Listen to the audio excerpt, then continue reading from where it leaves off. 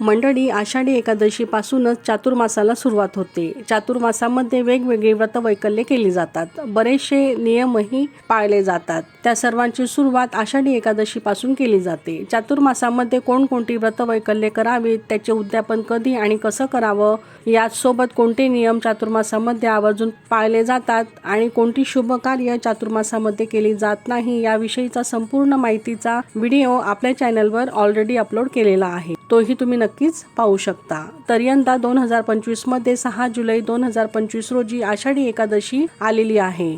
आषाढी एकादशीच्या निमित्ताने मंदिरांमध्ये जाऊन विठुरायाचे दर्शन तर आपल्याला घ्यायचेच आहे, पण त्याचबरोबर घरच्या घरी अतिशय साध्या सोप्या पद्धतीने विठू माऊलीची पूजा आपण करावी. तुमच्या देवघरात जर विठ्ठल रुक्मिणीची मूर्ती असेल तर एखादा चौरंग किंवा पाट मांडावा आणि त्यावर पांढरे किंवा पिवळे वस्त्र अंथरावे. विठू माऊलींची मूर्ती जर नसेल तर बालाजींची मूर्ती असेल तर तीही तुम्ही पूजेमध्ये घेऊ शकता, किंवा मग भगवान विष्णूंची मूर्ती असेल तर तीही घ्यावी आणि त्याचं पूजन करावं. आणि जर तीही नसेल तर मग आपल्या प्रत्येकाच्याच घरामध्ये बाळकृष्णांची मूर्तीही असते, त्याचेही पूजन केले तरीही चालेल. सर्वप्रथम दिवा लावून घ्यावा, अग्निदेवतेला नमस्कार करावा, अग्नीच्या साक्षीने आपण पूजा सुरू करावी. सुरुवातीला गणपतींचं पूजन करावं. गणपतींची मूर्ती किंवा गणपती स्वरूप सुपारी घेऊन ती एका तामणामध्ये ठेवून प्रथम पाण्याने मग पंचामृताने अभिषेक करून मग मूर्ती स्वच्छ करून घ्यावी आणि जोडविड्याच्या पानांवर किंवा पानं नसतील तर अक्षदांचे आसन देऊन श्री गणेशांची स्थापना करावी.